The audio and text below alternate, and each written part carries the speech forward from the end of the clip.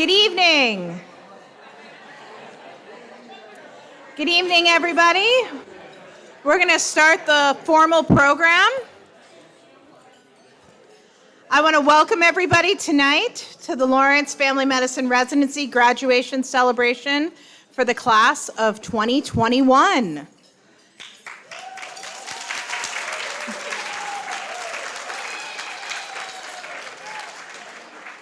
We are so excited to have you here and to see you all in 3 dimensions. Take a moment on that. This is our first full in-person event for the Health Center and Residency, so it really, I think, is a special night. It's special because we're able to celebrate the accomplishments of this amazing class of 2021. And we're able to really recognize and take a moment to recognize the hard work of everybody at the Lawrence Family Medicine Residency, the Greater Lawrence Family Health Center, and the Lawrence General Hospital over the last 18 months battling the COVID-19 pandemic. This really is a moment for us to look back, celebrate, and be grateful and thankful. This is a moment for us to pause and think about the fact that we're going to enter a new normal. And as I said, hopefully celebrate and remember and be excited for future events like this where we don't have to say, you're on mute. You got to take yourself off mute now. Residency graduation is special in and of itself. I do want to take a moment. This is the class of 2021's moment.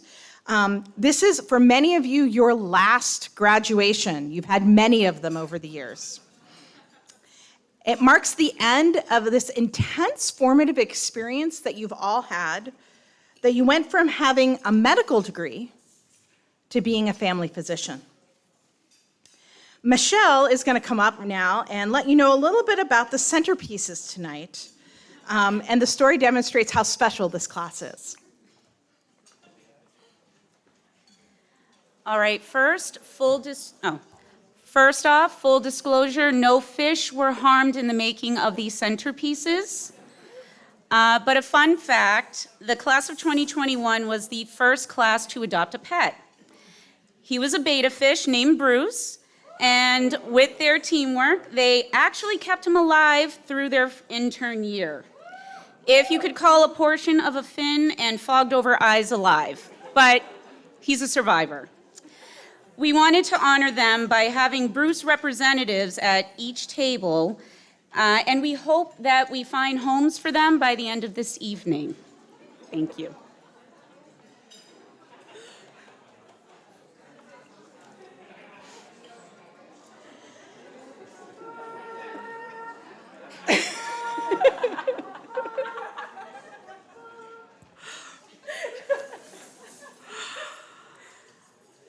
There are fish at each of the graduate tables. If you're at a table without a graduate, there is no fish, so you can quit searching and being like, oh my gosh, did we lose our fish already? Oh, they all have one? Oh, I'm sorry to say, everybody has a fish. So look for your fish. If something happens, we have backups. And Michelle's now telling me there are backup fish as well. Which, by the way, class of 2021, she really kept thinking about keeping a backup fish in her office, particularly in February and March. A little context, getting more serious, about our residency and our community of Lawrence for those that are new or in our family members who are joining us tonight. Lawrence is a special place. It's the first residency that's owned by a community health center. And this makes it different because most residencies are owned by medical schools and hospitals, and therefore kind of owned by institutions. The community health center is a center that was really started by the community.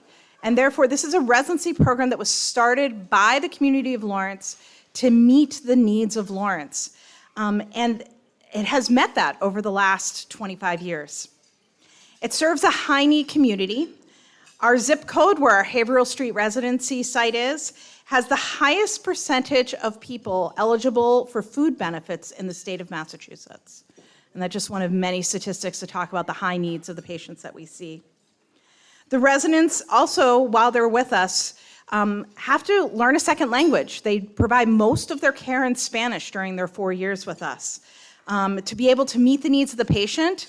And it really demonstrates the way that people in our program and our residents go out of their way to meet patients where they're at, instead of asking patients while they're sick and in need to have to go and meet them where they're at.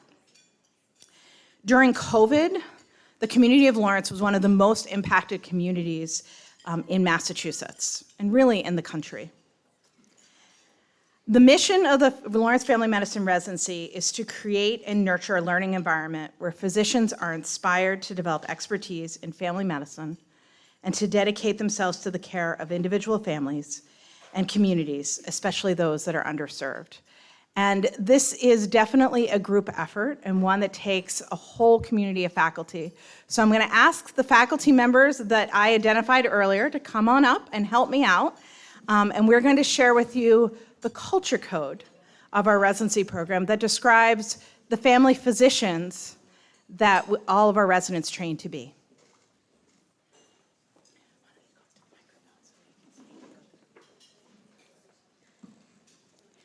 We challenge systems of injustice. We collaborate openly and recognize our own limits.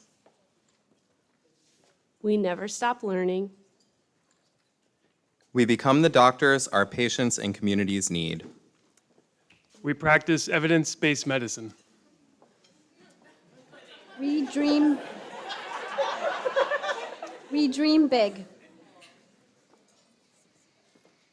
Eggplant Tower. We inspire, nourish, and support each other. We partner with our community.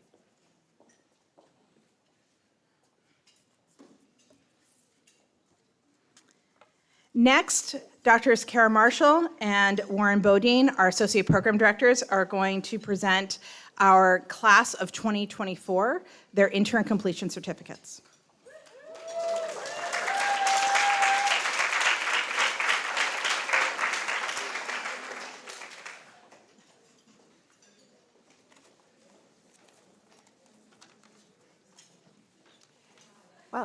While tonight's focus is on the class of 2021, I'd like to take a moment to talk about our class of 2024, who are just completing their intern year.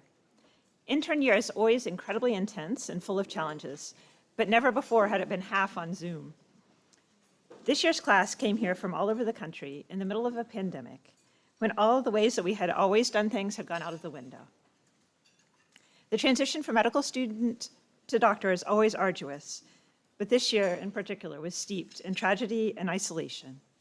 The joys of learning to deliver babies and making deep connections with patients and families were tempered with what seemed at times like overwhelming pain and loss, trying to deliver care and comfort over the phone and through multiple layers of PPE.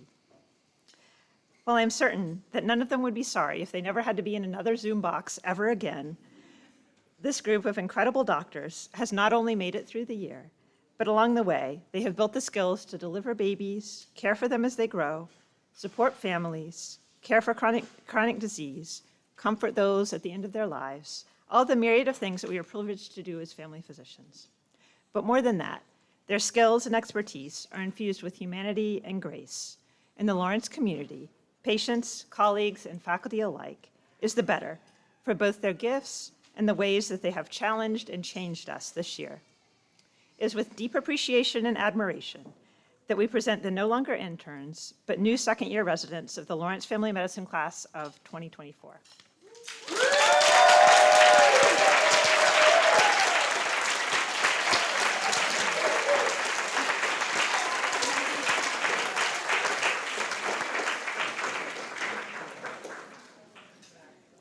Okay, as I call your name up, please come up to the podium, and then we'll stay all together for a group photo.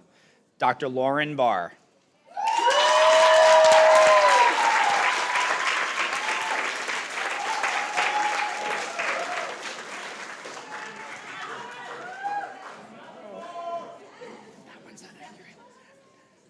Dr. Alicia Fraser.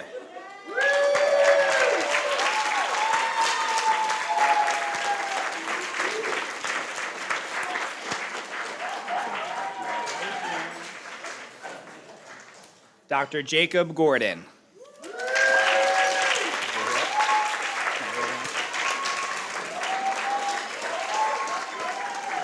Dr. Ryan Kamal.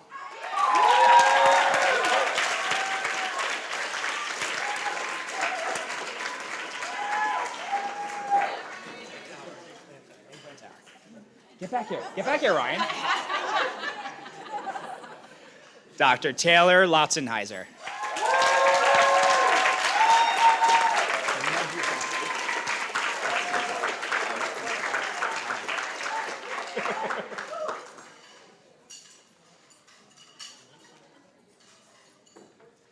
Dr. Talali Moya Smith.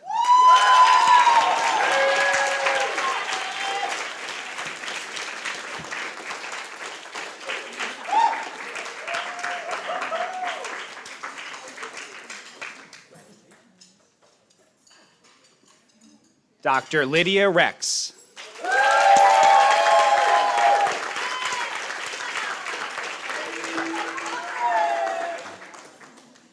Dr. Claire Chalkman.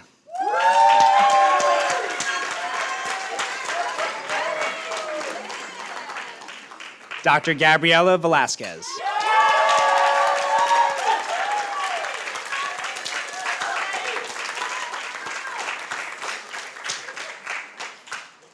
Dr. Alejandra Velez Alicea.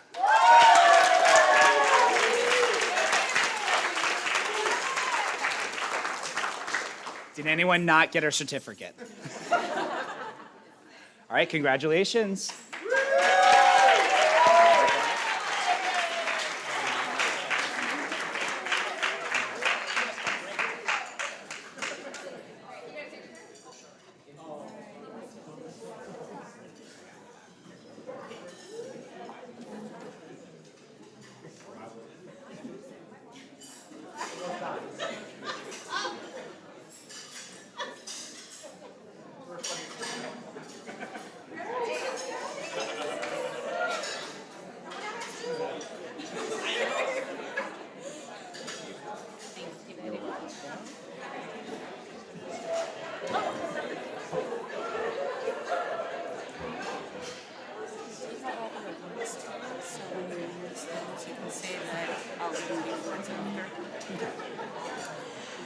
Next up, we want to recognize the recipients of the Residency Awards that were presented over Zoom last week at the Lawrence General Hospital graduation celebration ceremony.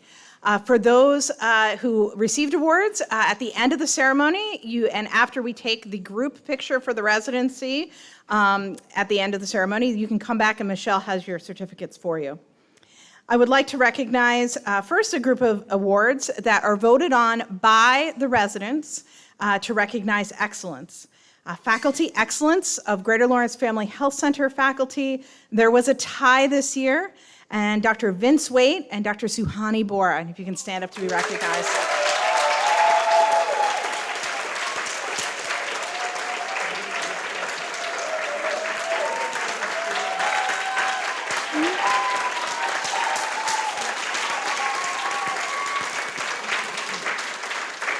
Next up, Faculty Excellence Award for the Lawrence General Hospital faculty, Raja Sangutavan. I don't know if she's here tonight, but let's recognize her with clapping.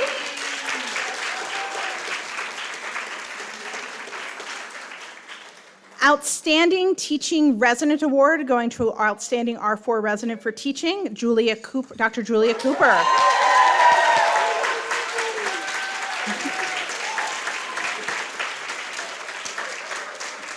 Support Staff Excellence Award for Greater Lawrence Family Health Center staff, Bianca Quinones.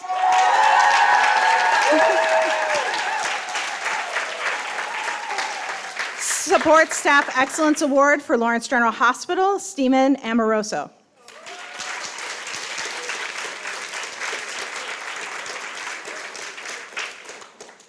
Residency Innovation Award. This award is voted on actually by faculty and residents. And this is given to the Residency Diversity Committee and efforts to address racism. And I'm going to ask all residents and faculty to stand for that one because it's definitely been a group effort. So thank you all.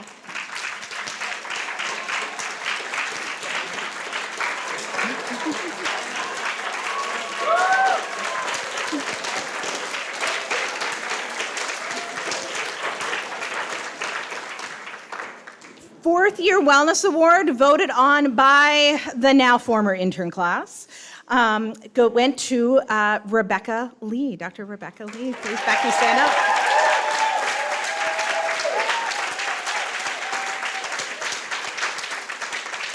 Next are awards that are voted on by faculty, given to residents. The first is the AFMRD, which is the Association of Family Medicine Residency Directors, Family Medicine Resident Award for Scholarship, given to Dr. Caroline Komanecki.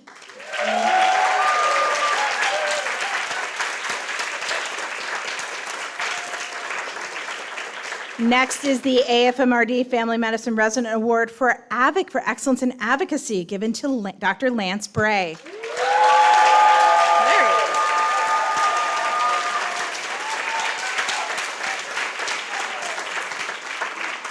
Next is the SDFM Resident Teacher Award, voted on by the faculty, to Dr. Tuan Roy.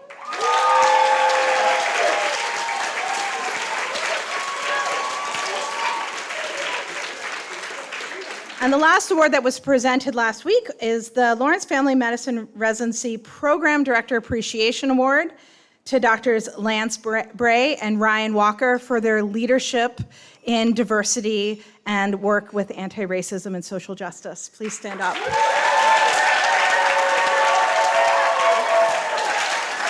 I'm going to ask the two of you to come forward to get your awards, because they did come in. I'm going to ask these guys to come forward.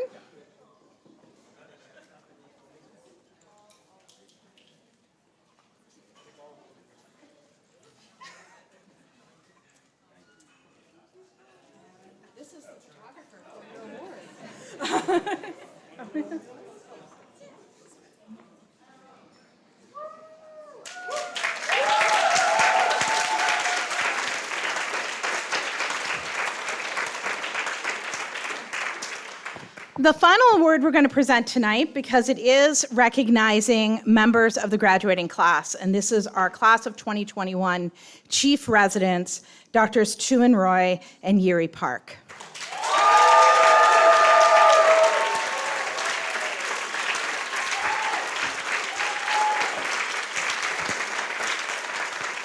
Chief residents at the Lawrence Family Medicine Residency are voted on by their fellow residents.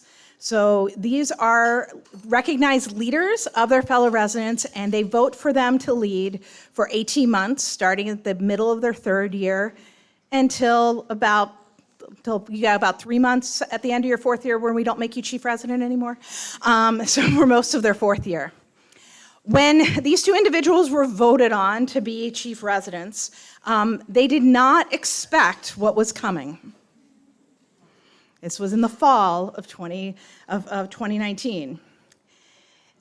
These guys have been amazing, hardworking, dedicated partners for us in residency administration over the last 18 months. We could not have done what we did without the two of them. Dealing with being a resident is hard. Dealing with being a resident during COVID and a pandemic feels near impossible. Caring for patients directly, working in the COVID unit,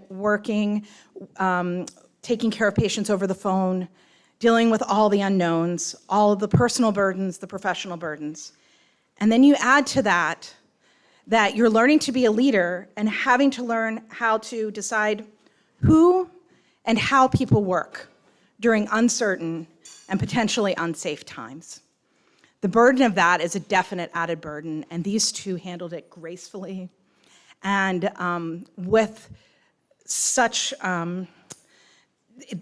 wisdom that I can't say how much it helped during some of those really, really difficult days last spring. I want to note, this was something we talked about the other evening when we met, is in our residency, our hospital was 80% COVID positive at the height. Our residents were only taking care of COVID patients during the most uncertain times last spring. And out of 50 residents, if you include those that graduated last year and the 40 this year, we only had one resident contract COVID. I just want to note that. In Boston Globe reports, most of those Boston hospitals, over 50% contracted COVID last spring. In this program, our team kept people safe. And I really want to recognize that hard work that Tuan and Yuri did to do that. They always looked out for their fellow residents. They always made sure that the right things were happening. And I just want to thank you both so very much for that work. And come on up.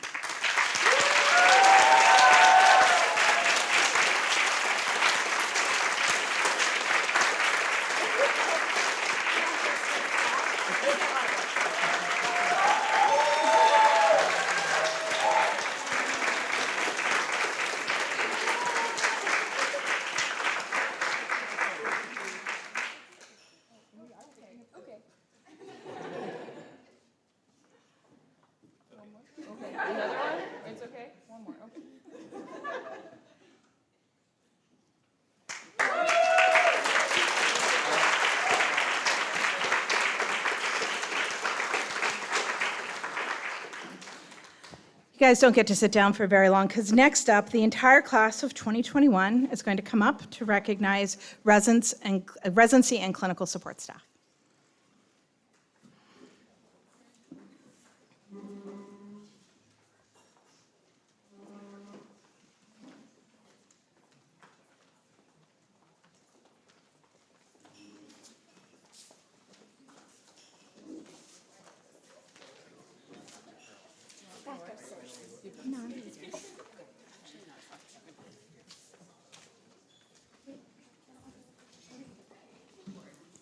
Hi, everyone.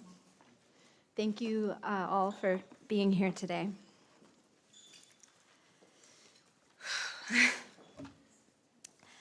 I wanted to start by remembering one night in April of last year. It was the middle of the night, like 2 a.m. I was working with Miguel. We were in the hospital, and we were taking care of the approximately 30 patients on the COVID unit. We were called by the nurses down to the second floor of the hospital because there were 2 patients who were actively dying. Now, at that time, this was really early in the pandemic, and we didn't have enough N95 masks. And so what you would do is at the end of your shift, you would take a brown paper bag and write your name on it and put it in and put it on this table in the hallway.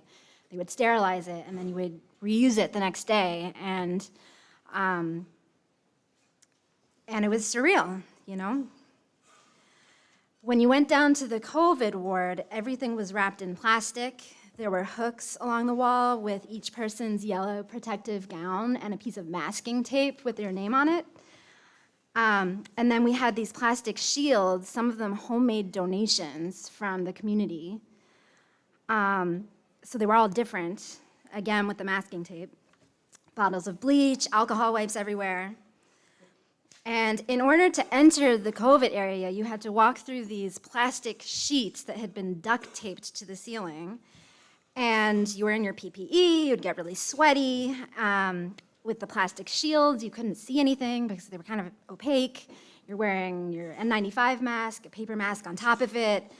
And then you go into the patient's room, and they're on maximum oxygen, and it's flowing. It's really, really loud because of the humming of the machines, and the IV machines are beeping, and then you're speaking another language. And there were just so many levels where communication just kind of fell through the cracks.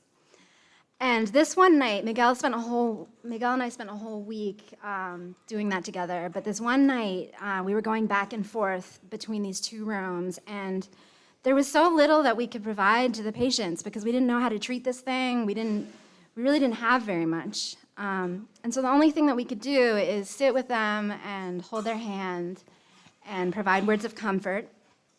And we would call the families every hour with an update. And the family members would sob and beg us to come and wanted to say goodbye. And they weren't allowed to because it was too risky. And so we sat and the nurses sat at the bedside, and we held their hands and told them, I just spoke with your mom, your daughter, your sister, and they love you, and it was really hard. And so then they died, one after the other. And every person in my class, and the majority of the doctors in this room, have had the same experience, They went through similar shifts during the past year, and never, ever did any of us anticipate working in such conditions. Our residency has a mission statement that you all heard earlier, and perhaps the most important point on that list is that we train to become the doctors that our communities need. This could not have been more true when we were faced last March with the global pandemic that hit the city of Lawrence harder than almost anywhere in the state and in the country. In the face of a new disease that no one knew how to treat, that no lecture in medical school could have prepared us for, our residency training kicked into gear. How to work as a team, how to provide meaningful end-of-life care, how to help families navigate horrific tragedies. And thank God that we had learned Spanish, because interpreters through iPads were not audible over the sound of all those machines and through all the PPE.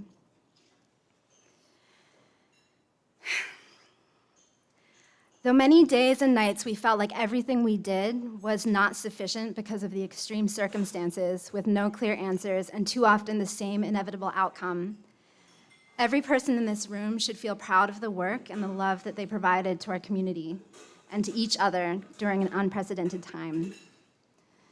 The COVID-19 pandemic challenged us in ways that none of us ever anticipated, but I truly believe that we are stronger physicians because of this experience. Each person in our class entered residency with an idea of the kind of doctor we wished to become, and for each of us, this may have been slightly different. And that's what makes this program really special. It makes it exceptional, actually. It provides a tailored training to create physicians who are uniquely qualified to care for the communities they work in.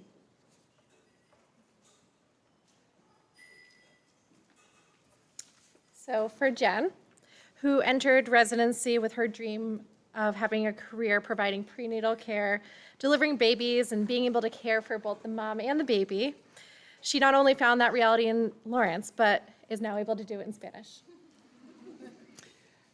For Eli, residency not only cultivated his skills to be a full-spectrum family physician, but provided knowledge and insight in building and improving systems related to healthcare delivery with excellent patient care at the core. For Layla, this has meant becoming a doctor who can give her patients the care they need in a multitude of settings across an array of life stages and circumstances.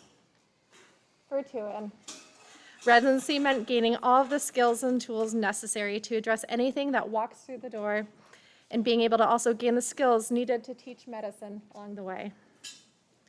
And for Simona, residency taught her how to work with underserved populations and work with her community to figure out how to best improve it. And of course, residency fostered her love of teaching and learning.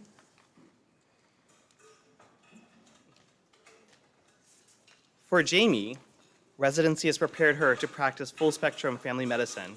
She's now prepared to take care of whole families, deliver babies, offer in-office procedures, and partner with patients to achieve their goals. For Julia, it is important to communicate and connect with their patients so that they will feel comfortable with their doctor and feel empowered to make decisions about their health. For Becky, she started residency with the goal of becoming a doctor that could work with those that are most vulnerable, and specifically those that are struggling with addiction and homelessness. Residency has given her the skills that she will need at her next job, taking care of people who are homeless on the street of Boston, which was her dream job in medical school. For Caroline, residency helped her achieve the dream of being a doctor for those who do not otherwise have access to those resources, be it medical, financial, or others. And now she will have the privilege to just do that in Spanish for the entire family across her lifespan and deliver a lot of babies. For Yeri, residency helped her become the best family physician that she could ever dream of and obtain the skills that she didn't even know were possible within her skill set. She's so excited to take care of those patients in hospitals or clinics, and maybe even airplanes on her frequent trips back to New England, either in English or in Spanish, insured or uninsured. She's incredibly thankful for all that she has learned and able to share with her family medicine colleagues going forward.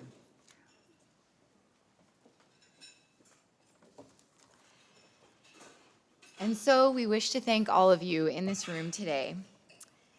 To our families for coming on this very long journey with us. Thank you for endlessly supporting us, attending our numerous graduations, and believing in us when the idea of becoming a doctor was just a distant dream. We are sorry for all the missed vacations, family holidays, and events, and hope to make them up to you now.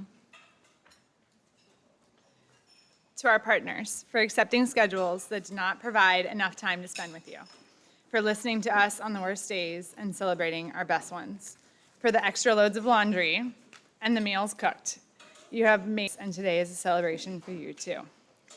To our various non-human family, cats, dogs, Rebecca the hamster, plants, Bruce the intern Breda fish, who did survive the entire intern year despite doubts and against all odds, for making us smile and providing endless snuggles, support, and encouragement.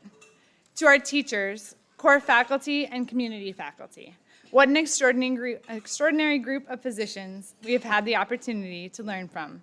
Thank you for being our mentors, our confidants, our cheerleaders. Thank you for being examples of the kind of doctors we all hope to become. To our co-residents, each and every one of you is absolutely incredible and has been such an honor and joy to have worked alongside of you.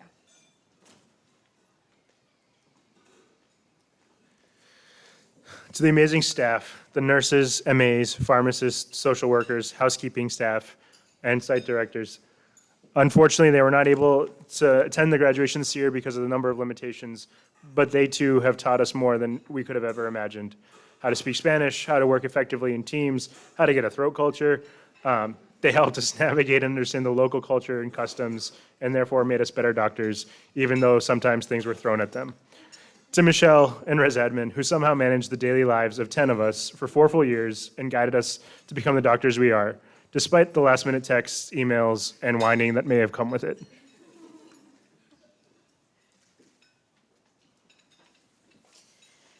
Most of all, we are thankful for all of the patients who put their trust in us and taught us the most important lessons during residency. We are thankful for all the times that they laughed when we said something wrong in Spanish and then corrected us gently.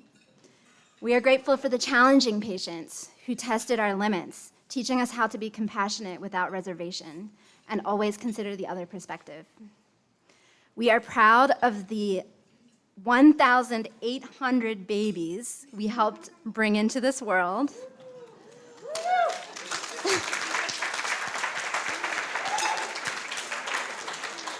It's pretty cool. And to all of the parents we guided during those first days of parenthood. And we are thankful to our primary care patients who accepted us as learners, pointed out when we were wrong, were patient when we did not know all the answers, and gave us advice on how to become better doctors. Thank you to all of you here in this room today for being part of this long journey. This has been a truly joyous day, and we are so happy to have celebrated this milestone with you.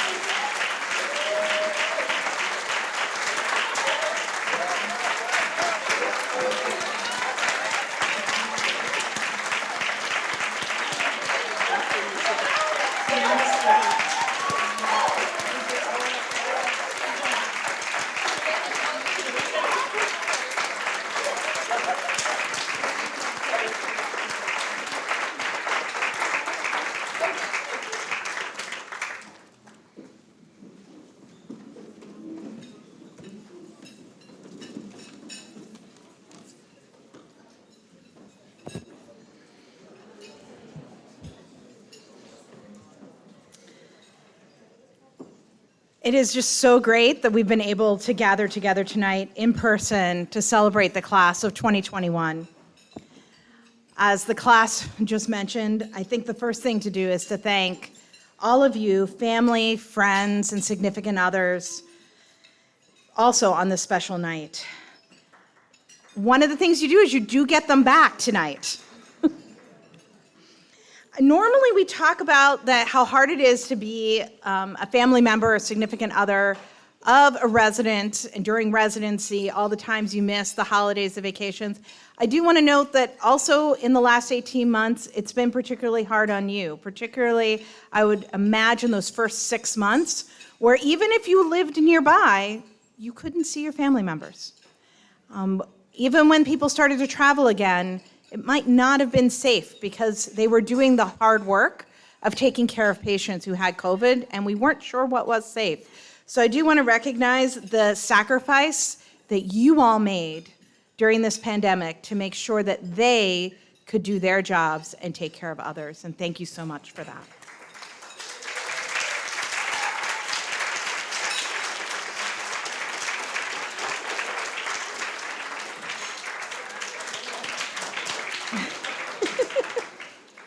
Residency is very hard.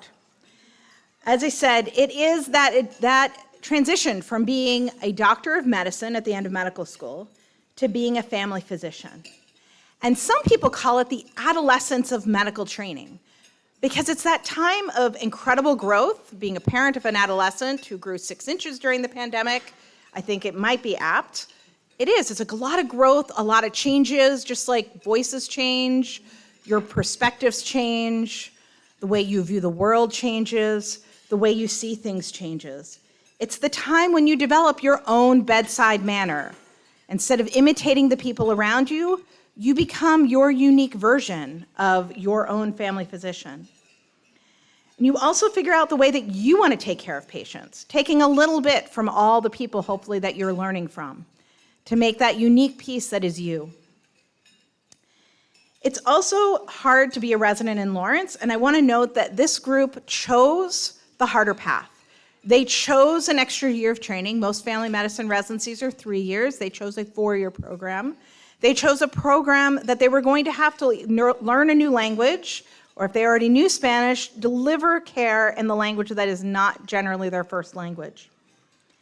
And they're going to have to do that in a community that has limited resources, with a patient population that is challenged by so many structural inhibitions to health, be it a lack of housing, food, systemic racism, transportation, and generational poverty.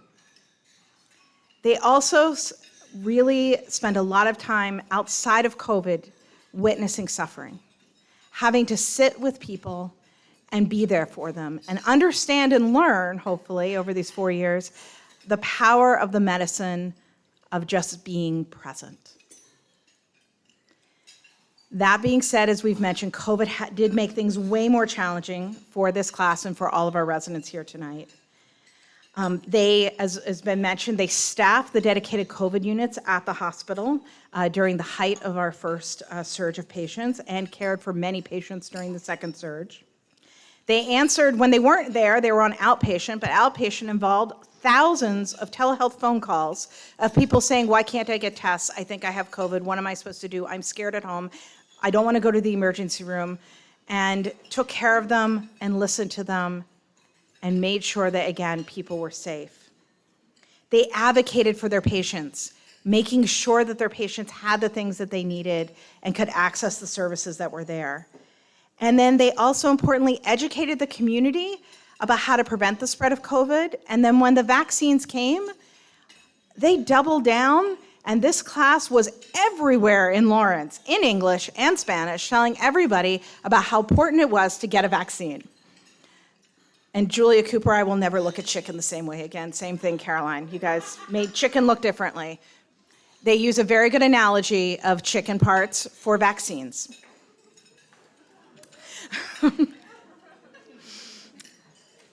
And then when the vaccines came to Lawrence, they staffed the vaccine clinics. They did this voluntarily. They did it on their own time. Again, because it was a time of being able to get back to here, to get back to today, to get back to the ability to be more normal. I want to make sure you all know you all made a difference, and not just with COVID. You shared your hopes, you shared your dreams, with each other. You developed knowledge and pride, and you learned to make a huge positive impact on the lives of the patients and the communities of Lawrence. As a group, yes, you delivered over 1,800 babies. You also saw in the clinic over 27,000 patients over the last 4 years. I want to now share, I was really glad Becky shared the perspective of what it was like to work in the hospital during the height of that first surge, because I wanted to take a moment to share the perspectives of your patients, of the patients that our residents cared for. A family who lost both parents last spring, just days apart, wrote a letter to the health center over the summer, praising the residents who cared for them. I think their words apply to all members of the class of 2021 and all of our residents. And I'm going to read to you a few excerpts from the letter. It was a 3-page letter. I'm not going to read the whole thing, but I am going to read some of the excerpts. Our parents both recently passed away at the Lawrence General Hospital from COVID-19. Ma was 89 years old, and Dad would have been 92 years old before his passing 2 days prior. They would have been married in September, 65 years. On behalf of our family, we want you to know that our parents could not be in a better place and cared for by nurses and doctors with the knowledge, compassion, and caring ways that we're so grateful. They took care of both my parents and provided our family with up-to-date information daily. They never rushed us off the phone and provided us medical information that non-medical people could understand, like my family. In all my years dealing with doctors, I have never come across a doctor that has the passion and compassion with the medical knowledge as they do. They brought my mother into my dad's room to hold his hand until he passed a couple of hours later.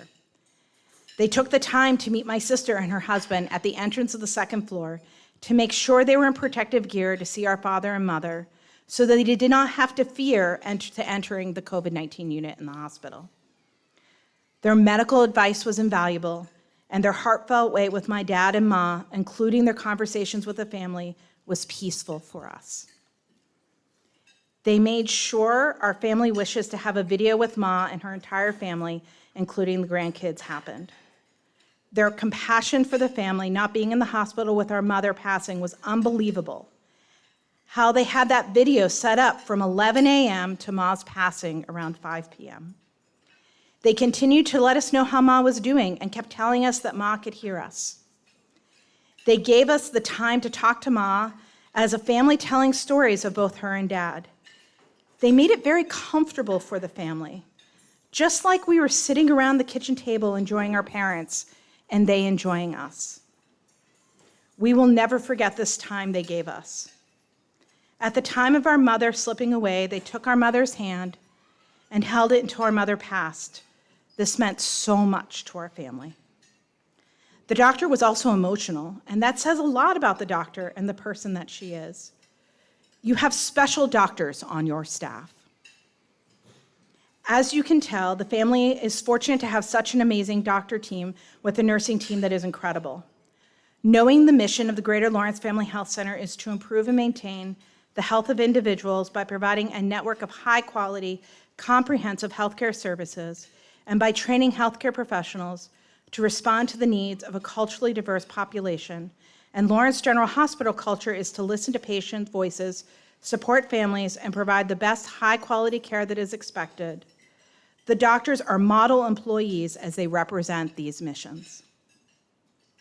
This COVID-19 took both our parents so close together that during the time we were blessed to have these doctors and both organizations with us. These extraordinary doctors were another bridge for my parents that were in troubled waters and made them comfortable as they were joined together forever. On behalf of our family, thank you very much, and may God bless you and the team of professionals that are fighting to protect society and especially the elderly. I want to thank you all so much for your dedication to our patients. And I'm going to end with that because I don't think there's any better words to describe you all as doctors and how proud I am to have been able to work with you, teach you, and lead this program. Thank you.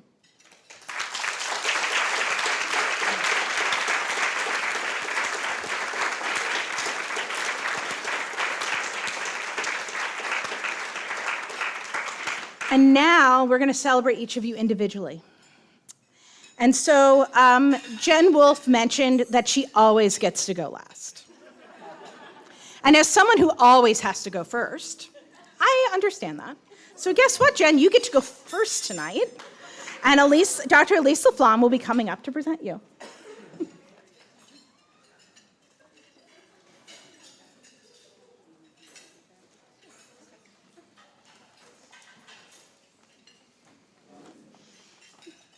I'm still here, Jen.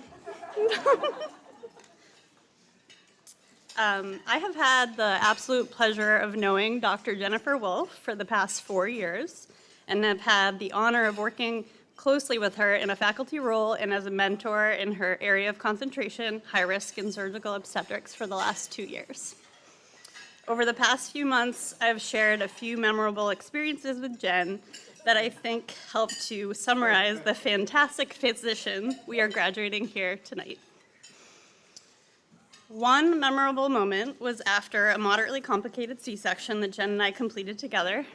The specific details of the case are irrelevant, but Jen's presence in the operating room was solid. She owned the operating room and fully filled the role of primary surgeon. After we left the operating room together, I reflected with her on her excellent procedural skills and decisiveness in managing unforeseen issues in the case. It has been such an overwhelming joy to watch Jen blossom into the clinician she is today. Her ability to make intelligent and focused actions in moments of tension and her unwavering desire to make only the best clinical decisions have served her well in so many aspects of her medical training. She never sits back and lets patients get mediocre care. She's always seeking the best clinical management, and both her patients and colleagues are very lucky to have her around. She has truly developed into a bright and skilled surgeon that we would all trust with the care of our loved ones, or myself. Another recent memorable experience may not seem so positive at first, but hear me out. For those of you who practice medicine, I'm sure you're familiar with those difficult cases that you can brush off after 24 hours, and then you can compare those cases to those difficult cases that you'll remember for the rest of your careers. This particular case was the latter. In this case, we shared a teenager was bleeding to a very dangerous degree after a C-section that Jen and I had just performed. Although this case is not among Jen's or my favorite memories in the past 4 years, and you might be wondering why I would bring this up, it's a realistic example of the often heavy career path that Jen has selflessly chosen for herself. The case brought us both a very broad range of emotions, to say the least, but cases like this will also continue to bring us all gifts of humility, lifelong learning, and a deep understanding of the importance of human connection throughout our work.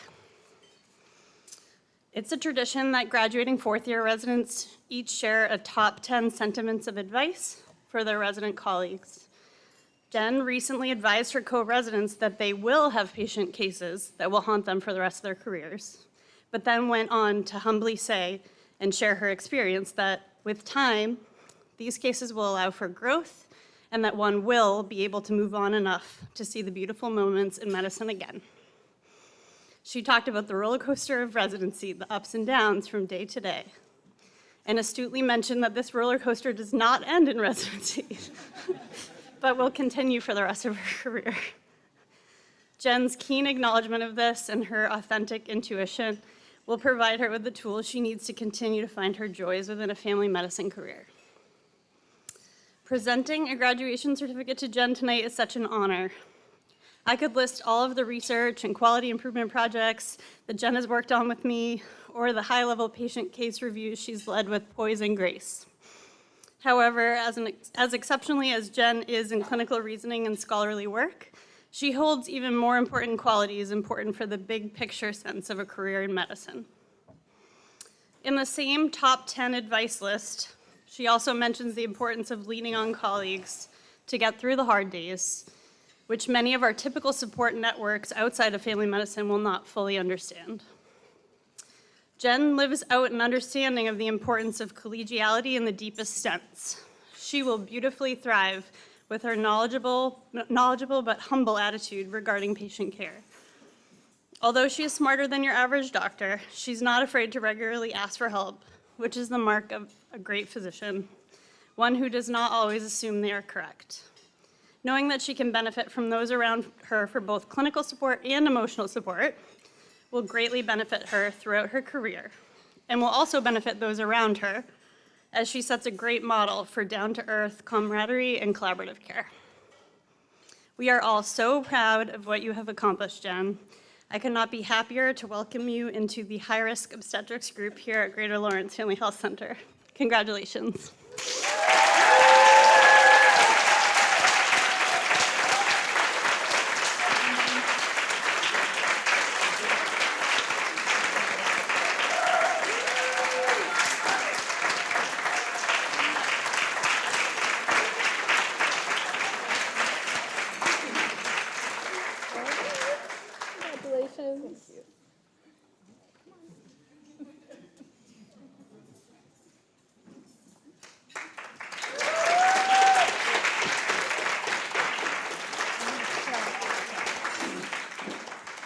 So I want to just take a moment before we introduce our next speaker to just say the gifts that the graduates will be getting. We're going to hand you your certificate up here, and then at the end of the ceremony, after the group picture afterwards, you will get the, yes, she's my presenter.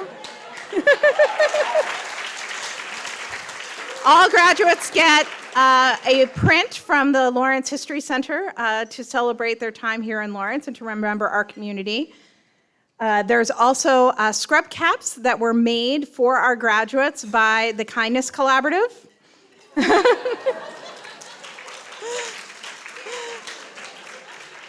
And Lawrence General Hospital also brought their gifts over, so you'll be able to get your gifts from the Lawrence General Hospital as well.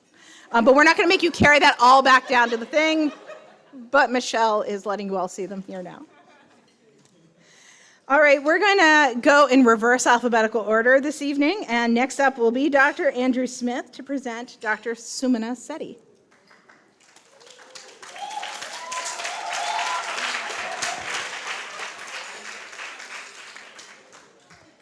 Good evening. I've been waiting for this for a long time.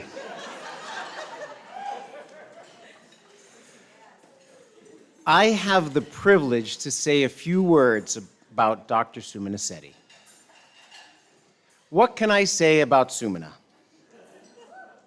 I can say this. I've been at Lawrence since 2004, and I have never met anyone quite like Sumana before. I know what you're thinking. You're not sure if that's a compliment or not. Well, I assure you that it is as much a compliment as it is an expression of awe and appreciation.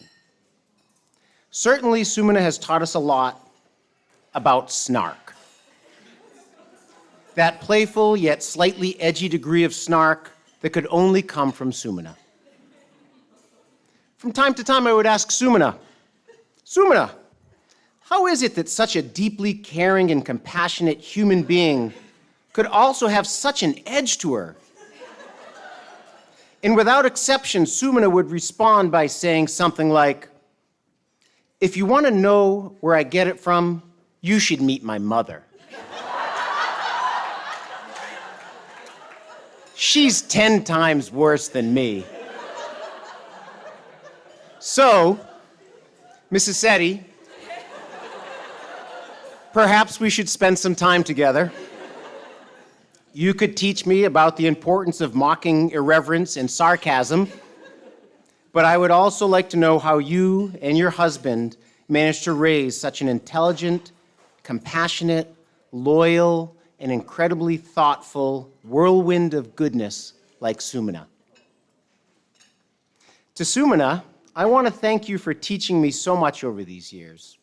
You've certainly taught me how to talk back. You've also taught me how to use the eye roll emoji. But in addition to keeping me on my toes with your snark and medical knowledge, you have clearly taught me and us so much more, such as how to be a leader and advocate, how to provide patient-centered educational materials in a meaningful way, how to simultaneously teach an undergraduate course on the biology of reproductive health while also working full-time as a family medicine resident. Does everyone know Sumana did that? Cystatin C and chronic kidney disease. I just picked up that one this morning from Sumana. Woman-centered contraception, how to contribute to a community both in front of and behind the scenes, how to present important ideas to the wider academic community, and the list goes on. You know, it's uncommon in life for us to come across true genius. And while I've mentioned many of Sumana's incredible attributes and achievements, there is an area in particular where she demonstrates the qualities of true genius. Now, I know what you're thinking. You've seen the YouTube clip of Sumana from her undergraduate days at Brandeis University when she belted out "On My Own" in a way that puts Carrie Hope Fletcher from the original cast of Les Mis to shame. So you think I'm going to say she's a musical genius. And sidebar, everyone, pull out your phones, go to YouTube and search "On My Own Sumana Sethi." And you are in for a treat. Based on what I've mentioned already, it would be easy to understand if you considered Sumana's true genius to be her preventative medicine practice, or women's health, or academic medicine. But the truth is that Sumana Sethi is a genius at something far more difficult to learn or teach. Sumana is a genius at fostering relationships. At its core, that's what family medicine is. It's about creating the environment that fosters the development of good and healthy relationships. With Sumana, in some cases, it's about developing relationships with family or friends. In some cases, it's about a relationship between a teacher and a student. In some cases, it's about developing and fostering that intimate relationship between the doctor and the patient. And in some cases, it's about creating the space to allow a relationship to develop. As much as any resident I've ever had the privilege to work with, Sumana is a shining example of how to do that, and without exception, a true genius. All you have to do is ask her intern buddy, or her classmates, or the junior resident on night float with her, or her friends and family to understand how true that is. Ralph Waldo Emerson said, "Nothing great was ever achieved without enthusiasm." Sumana, you have brought enthusiasm and joy to our community for the past 4 years. You will continue to do great things and help foster the healing relationships that we so desperately need in this world as you embark on a career in academic family medicine at Boston University. Thank you for sharing your genius with us. And in closing, Sumana, you have made an indelible mark on your patients and colleagues at Lawrence, and it is incredibly humbling and inspiring to consider the extraordinary impact you will continue to have on the world as a physician, an educator, and a human being. Congratulations, Sumana. We will miss you.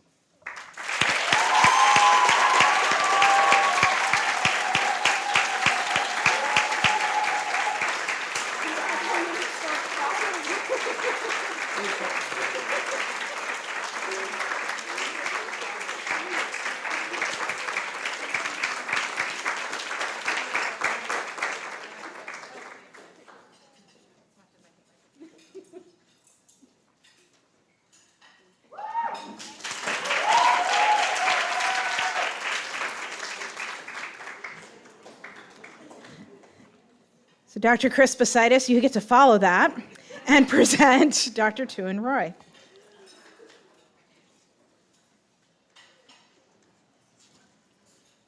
It is always a very tough act to follow.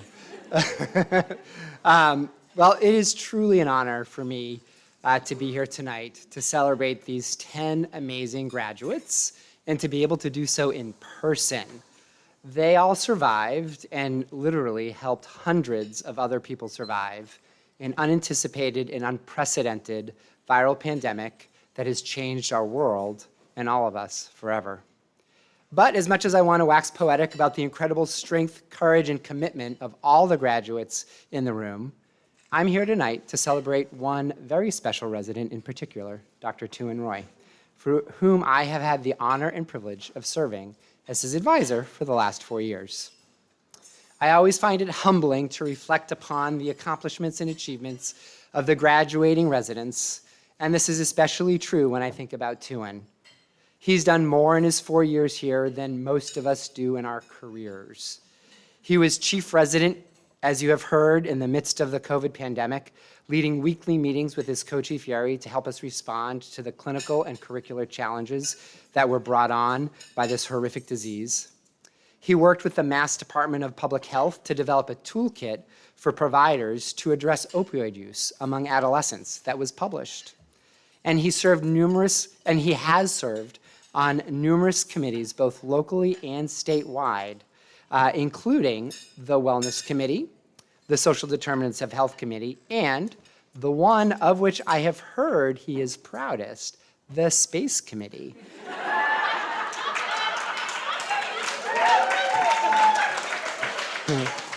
Also affectionately known as Don't Touch the Precepting Tables Committee. Tuan, I actually heard that Four Oaks wants to rearrange the tables in this room after. Are you game for helping them out? In addition, he's done research on neonatal abstinence and population health data mapping, and he has presented at numerous conferences throughout the country. He has also been a tireless advocate for communities in need, winning the AFMRD Advocacy Award in 2019 for his efforts. I think what is most impressive about everything that Tuan has done, and I haven't actually even hit half of the highlights, is how it demonstrates his absolute and genuine commitment to his craft as a physician and to the patients and community that he serves. I've heard that he has a black cloud, and that things on OB in particular are reliably busier than expected whenever Tuan is on service. But no matter how busy or challenging things get, he can reliably be counted on to bring calm and reassurance to the bedside, and at least 3 evidence-based teaching points to the team about those cases during morning rounds the next day. And while it is evident to all who know him that he loves to teach, I think that what makes him an exceptional teacher is that he is not trying to show off how much he knows. Rather, he is genuinely interested in elevating his colleagues and learners, taking time to understand their personalities and learning style so as to know how best to communicate new information and feedback to them. Sidebar, for those of you who are interested, he loves the True Colors personality assessment, and he identifies most strongly with blue, followed closely by gold and green. Given his outstanding record of teaching, scholarship, and advocacy, it's no surprise that he has decided that he wants to stay engaged in academic family medicine for his career. And I am so glad that he has chosen, at least for this next stage, to stay here in Lawrence. Congratulations, Tuan. Here's to outsourcing adulting, existential crises, and the promise of running out of pages in your passport in the future. I look forward to working with you as a colleague as you enter this next phase of your career.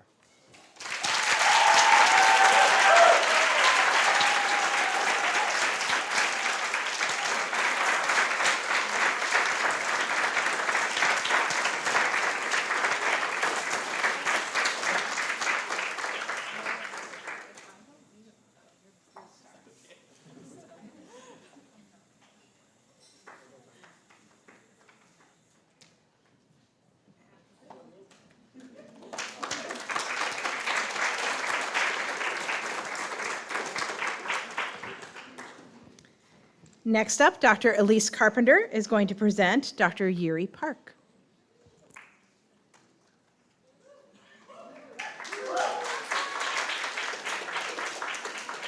Okay, so you should be worried. I like to give backward compliments. So 3 things I think are really salient when I think about Yuri. One is she picked me. No other advisee has ever picked me. She said, do you think that like I could be your advisee? I was like, yeah, that would be great. But you know, Wendy's actually in charge of that, so we should ask her. So I feel very honored that she picked me.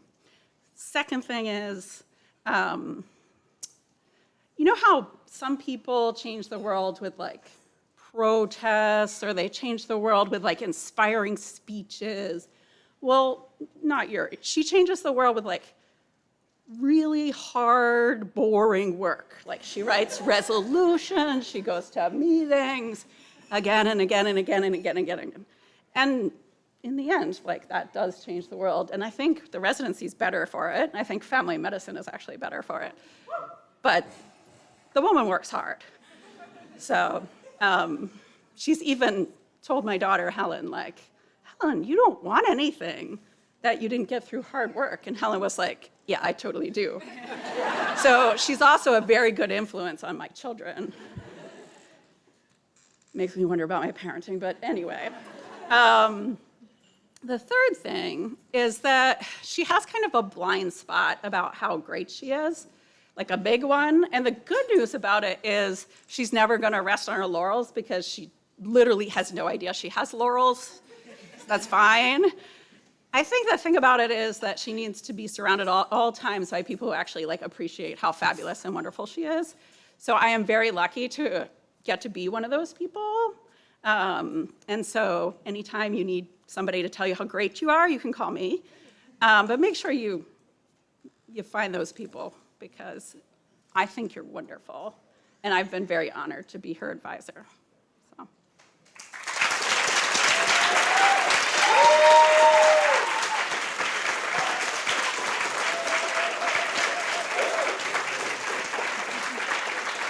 Makes it official.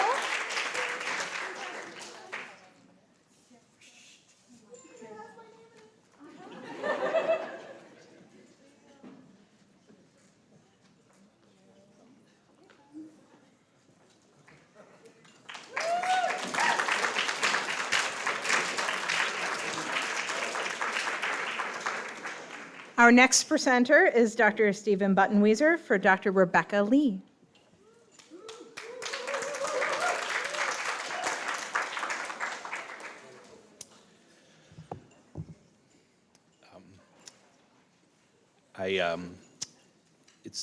It's been a real privilege to get to work with Becky, and I felt really close to Becky, and I realized as I was talking with other people thinking about this speech on our team and actually talking about some patients of hers during the last couple of weeks as they transitioned, how many people feel so closely connected with Becky. She has such a gift for friendship and such a genuine spirit of warmth, and it has just shown through to so many different people in so many different ways throughout residency. I spoke to Jordan this afternoon, who was sorry he couldn't be here, but I think he's watching. And I said, "What would you say about Becky if you could?" And he said, "The first thing that came to mind was spirit. It's such a special spirit that you have." He said, "You're a yes person. Anything you ask, Becky says yes." He said, "She's a diamond, one of a kind, unique, a hero to his family." And he said, you were family to him. And I think so many people feel that way. You were like family to them. I think your patients felt that way. We felt that way about you, that you made us feel like family, and you created a family environment around. And it was wonderful to be a part of. Jordan said she's going to shine wherever she goes, which I think is right. And Jordan said lots of people have come and gone that he has really warm feelings for, but he said she's always going to have a special place in my heart. And I again think there's so many people who feel that way and said those kinds of things to me about you when reflecting on working with you. You have been so tenacious with your patients, going so far beyond the excellent care that so many of us provide, and doing it in such a graceful way. That's really been a lesson for me. I've learned so much from you. Working with you these past few years, some of the things, as a parent, we think a lot about hoping that our kids will learn or have, grit and determination and resilience. And I learned so much about those things from you, and I thank you. I'm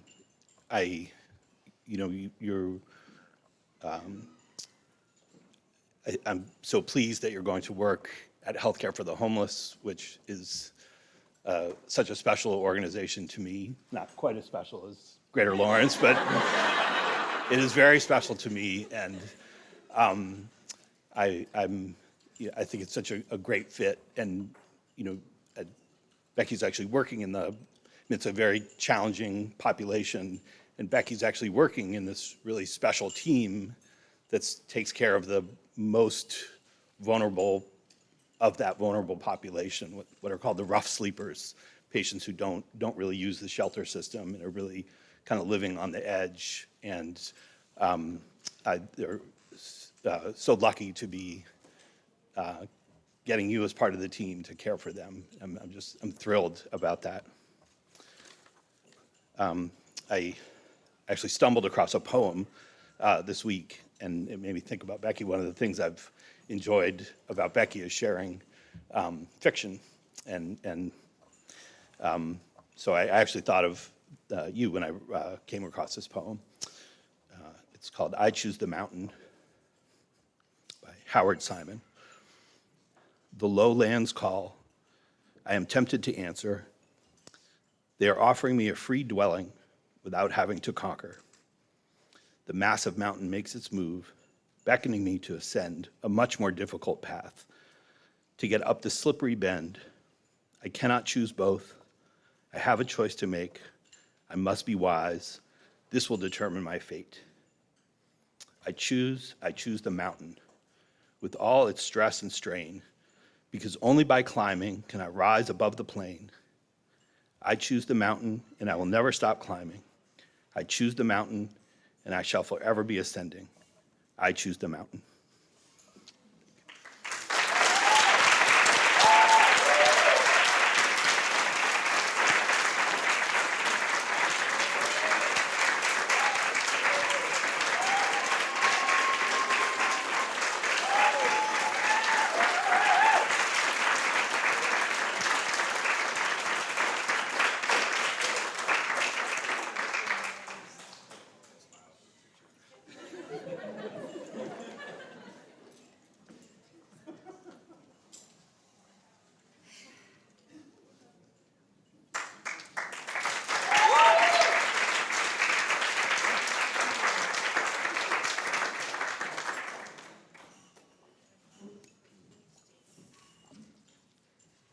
Our next speaker is Dr. Nicholas Wada, presenting Dr. Caroline Komanecki.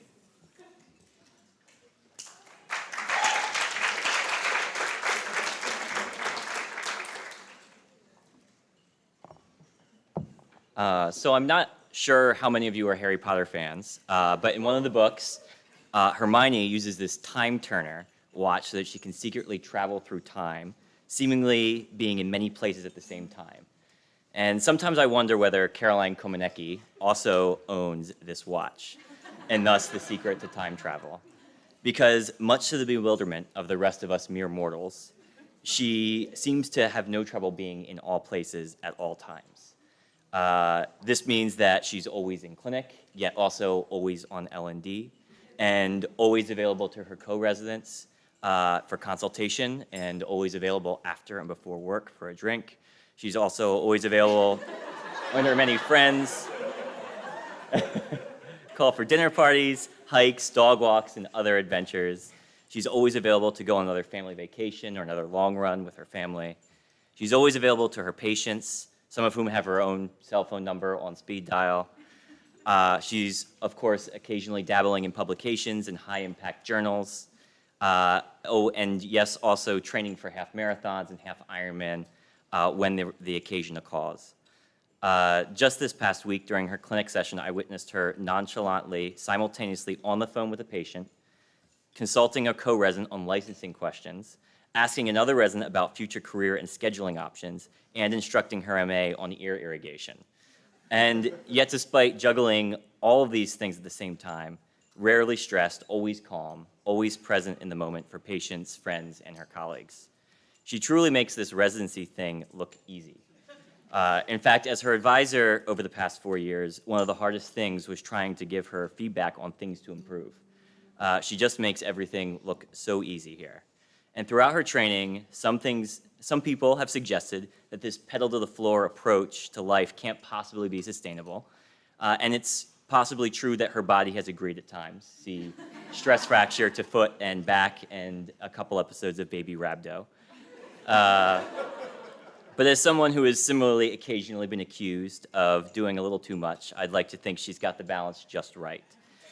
In fact, the most demoralized I've ever actually seen her was on the rotation in which she was forced to sit in front of a computer for 4 weeks and not do anything. It was true torture for her. And don't worry, Carolyn spoke up about that. Don't mistake her disarming nature for complacency for the status quo, because one of her other great strengths is her willingness to make waves when the situation calls for it. A patient of Caroline, I remember an example of a patient of Caroline's was in the ED a couple of months ago, and we were looking at the ED board, and there was a nursing note on the banner indicating, "This patient is a hot mess. I'm not sure why they're here." And someone in the room pointed it out and kind of amusingly made a comment about it. Caroline immediately called down to the ED and said, "This is my patient. She's here because she has X, Y, and Z. This is her backstory, and you need to change that note and take care of her." What a great demonstration of moral clarity when the momentum was carrying in a totally different direction. And so what more could you ask for from a CHC doctor than someone with a tireless motor, high efficiency, and a strong moral compass? And as such, we are so lucky that Dr. Komanecki will be continuing here next year. Personally, I am sad to lose an advisee who I got to hike, bike, swim, run, hang out with, and learn from so much over the past 4 years. But I'm excited to inherit a colleague and dear friend who I suspect will be here for quite some time. As a graduation gift, I got you a book on mansplaining. Because while I know you have not yet experienced this phenomenon, I thought it might be helpful to just keep in mind for the future. Congratulations, Dr. Komanecki, on your graduation today.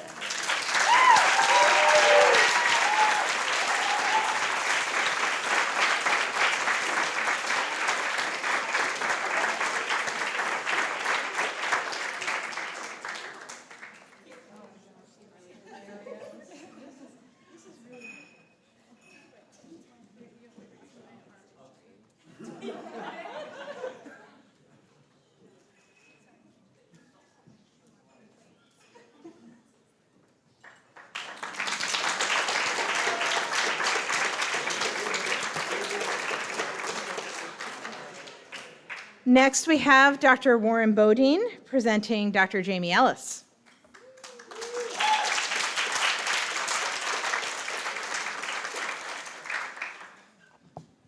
How's everyone doing? Everyone enjoying the facilities tonight? Awesome, awesome.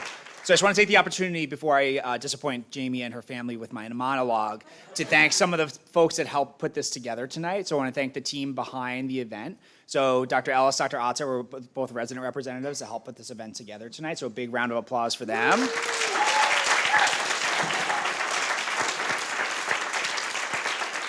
and some other folks you may not be aware of that helped put this event together. We have some highlights and some stars over here at the table. Steve Crowell and Mary Lyman from our External Relations and Development team.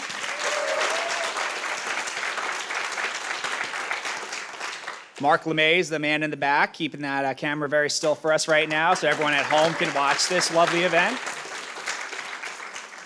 And Bob Lucier ran over there. There's our photographer for the evening. So thank you so much. All right, so I have the privilege of presenting Jamie tonight. And I know what most of you are thinking. Why me? I'm not her advisor. I'm not her mentor.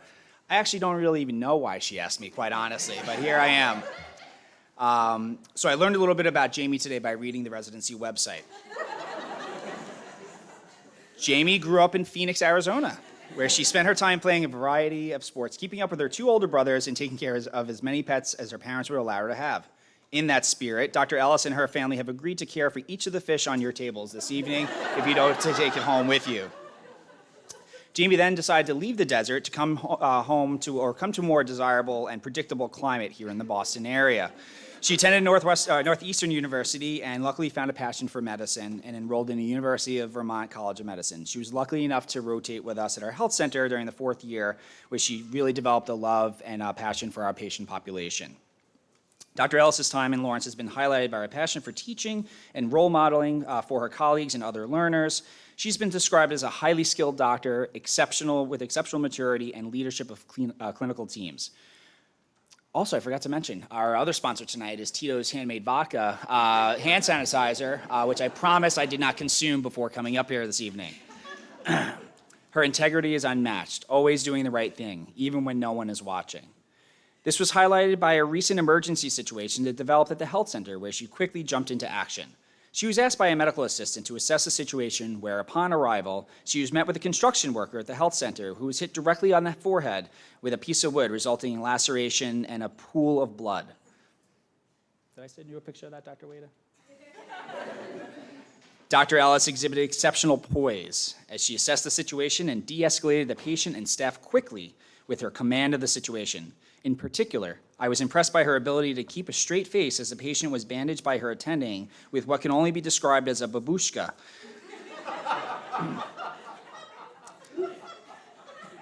Dr. Ellis, it has been a privilege to mentor and work alongside you these past 4 years, and I wish you continued success as you begin your journey as an attending at Community Medical Associates. Congratulations, Dr. Ellis.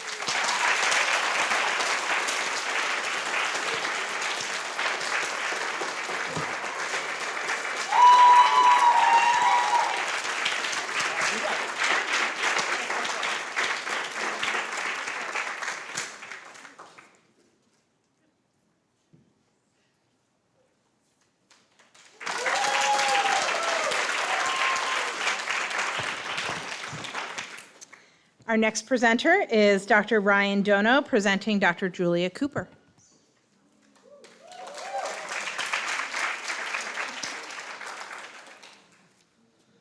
There are a lot of tough acts to follow tonight, so I'm going to try my best. I have the great honor to say a few words about Dr. Julia Cooper. First and foremost, I'd like to say that there is no way I can match the linguistic eloquence that Julia deserves in this speech.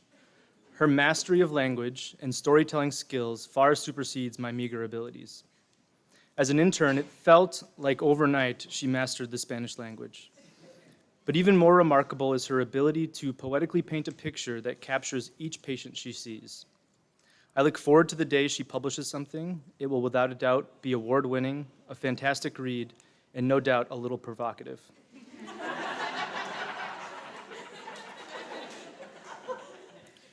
Her ability in storytelling stems from one of her strengths as a physician. She has an ability to meet patients where they are and truly listens to their words. I recently met one of her long-term patients on our mobile unit. He was a rough around the edges type of personality. He had a scratchy voice from 30-plus years of smoking and was visibly anxious in seeing me. He clearly was not sure how much he really wanted to share with me as he struggled to manage his medications to treat his opioid use disorder. But without prompting, he started to tell me about his relationship with Dr. Cooper. He credited her with supporting him through one of the toughest stretches of his life, and he quickly became emotional and told me he cried the day she told him that she was leaving for New York. The profound impact she has on her patients is truly impressive. And I'm trying not to cry. This has been a really emotional night, and so I think tears are okay. But I'd like to take a moment to recognize her work as a true healthcare hero over the course of the pandemic. This last year and a half has challenged us all in extraordinary ways. Julia not only rose to the occasion, but she went above and beyond expectations and conquered the moment. While our Lawrence community was ravaged by COVID-19, Julia cared for patients with high-quality care and exceptional compassion. I've been told she spent hours holding iPads so patients could virtually connect with their loved ones outside the hospital walls. An article in the Merrimack Valley magazine featured the work of Julia and 3 other residents in their care of a family. To quote the article, "Dr. Cooper would go in and she would hold my mother's hand. She would brush her hair. She was us. It was a blessing for us." It's rare in this world to find a doctor with the time to adequately listen to us, yet in the midst of a pandemic with tragedy and chaos surrounding her, Dr. Cooper had the inner strength to put aside time from her clinical duties and truly care for those that were dying. This is a humanistic quality that we all hope to possess when we find ourselves in the hardest of times. Now, Dr. Cooper just isn't a compassionate poet that excels at storytelling and giving hugs. She's also an astute clinician with remarkable clinical intuition and intelligence. Her decision to focus on HIV and hepatitis as her area of concentration was a perfect fit and challenged her to push her learning to the max. She's become an impressive teacher, not only sharing her wealth of knowledge about infectious disease to her fellow colleagues, but also reaching out to the community to educate them about the pandemic. I have little doubt that every night after her long hours working in the hospital, she returns home to Ben, has a seat in her favorite armchair, turns on her reading lamp, and pours a glass of neat whiskey, and proceeds to read volumes on HIV management and it's impossible to keep straight medications. Despite years of her telling me that all she does is go home, kiss her favorite cat, and go to sleep. I don't believe you. And I'll end this quote with a quote about fly fishing. Not exactly in line with Julia's interests, but the art of fly fishing is not that different from family medicine. It requires the mastery of an art through years of practice and hard work, and when performed well, can bring fulfillment. Family medicine brings a little bit more than that, but I thought this quote was nice. So it comes from the movie A River Runs Through It, which I'm sure most of you are familiar with. All good things, trout, as well as eternal salvation, come by grace, and grace comes by art, and art does not come easy. Julia, medical training and residency surely was not an easy endeavor, but you've persevered this long, arduous road and come out a champion for family medicine. I wish you all the best as you hone your art as a clinician, and may your future career be blessed with grace and joy.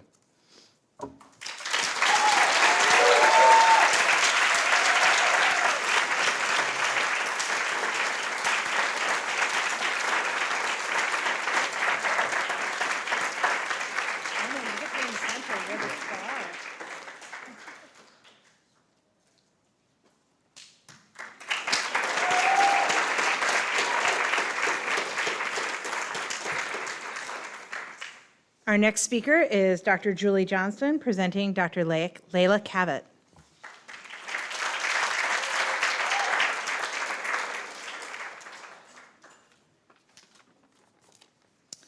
So far, Layla is my first advisee to make specific requests about this speech, which I will try to follow. I guess she knew that I honor the choices of women.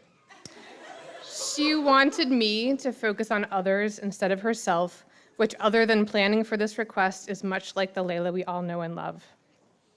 Layla is incredibly grateful for her opportunities with us in Lawrence to grow and learn, find her path as a fantastic physician, my words, not hers, and leader, which sometimes meandering, sometimes requiring inspirational videos to log patients and procedures. She adores this community, her patients, which also love her. I witnessed many hugs this last week in clinic. medical assistants who kept her in line, and attending physicians that learned alongside her. She is especially appreciative for the support and love around the time of Charlie's diagnosis and treatment. Layla, I have enjoyed working with you, always learning that you had a special skill or secret wedding from your colleagues. We all discovered that you could survive on food that was not really intended as sustenance. And there is more than one way to eat a pizza.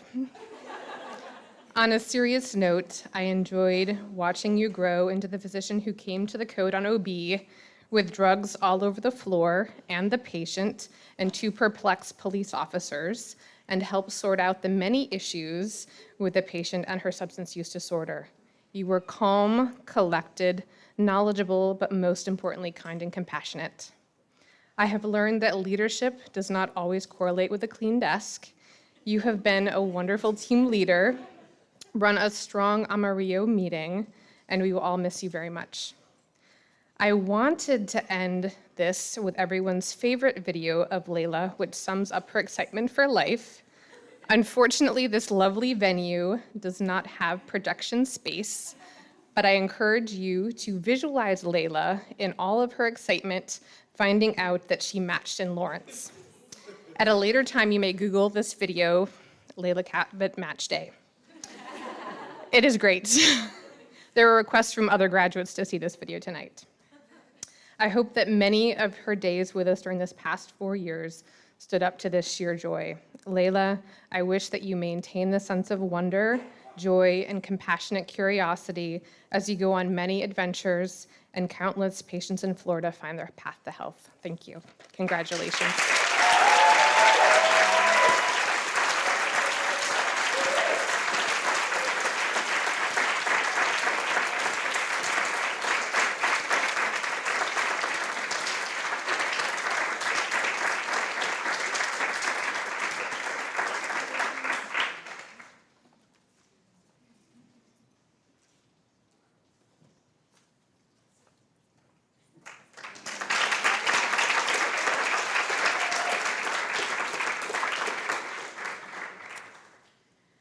And last but not least, we have Dr. Warren Boden back up to present Dr. Eli Atta.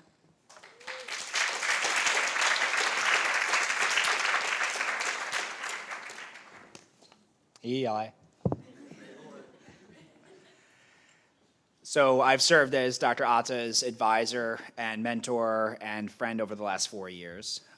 I've also been given strict instructions of things not to talk about tonight, and I will honor that. Because your dad looks frightening, and I don't want to upset him. Dr. Eli Atta has been a part of many firsts in his life. The first in his family to pursue higher education at Merrimack College, where he was part of the inaugural honor class, where their mission was to give back to neighboring communities through service learning. Upon completion of his undergraduate studies, he was accepted to the first class of Central Michigan University College of Medicine. As part of this first graduating class, Eli and his classmates worked on pioneering a primary care continuity clerkship in rural and medically underserved communities. While a resident in Lawrence, he gravitated towards the health system's leadership as his area of focus. His project to improve the parking situation at the Haverhill Street Site Clinic parking lot was nothing short of innovative. He somehow managed to create inconsistencies in each size of the parking spaces that fostered creativity for patients and staff to create parking spots where there were none previously. Never before have I seen such a display of absolute disregard for parking between 2 white lines. Each day, around noon, my favorite activity was looking outside from the second floor to see the game of Tetris that ensued as I watched an employee or patient try to navigate their vehicle out of our parking lot. When Eli is not part of an award-winning project such as this, he can be found providing patient-centered medical care, leading teams successfully across different aspects of the organization, and improving his community. Dr. Eli Atta, it's been an honor to be your faculty advisor over the last 4 years, and I hope that you continue to be a part of the community beyond your own workplace. Join your friends, colleagues, and neighbors in the activities of schools and churches in your community, and let your colleagues and families see that you care about the community you reside in and help them learn to exercise their gifts and skills as you do to the betterment of the world. Congratulations, Dr. Atta.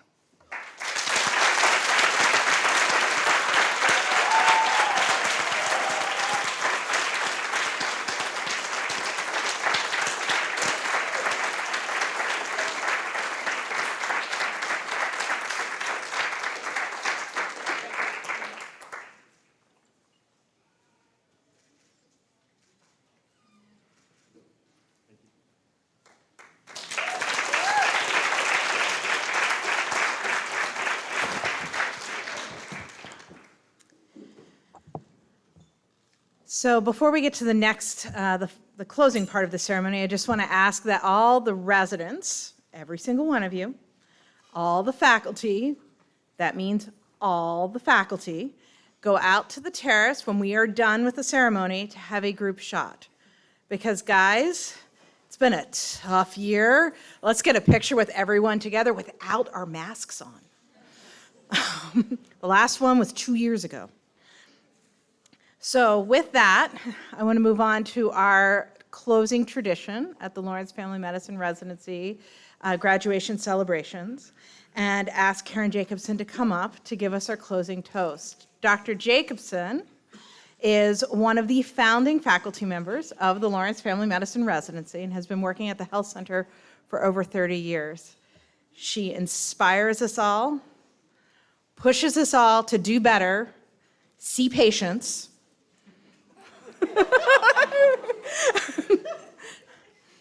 and put those patients first.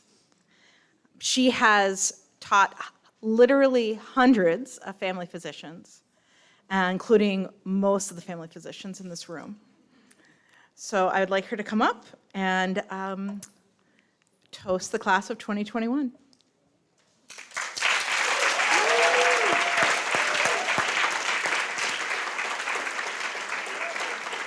Woo! Here we are. Let's have low expectations. Then you're always happy. Good evening. Good evening.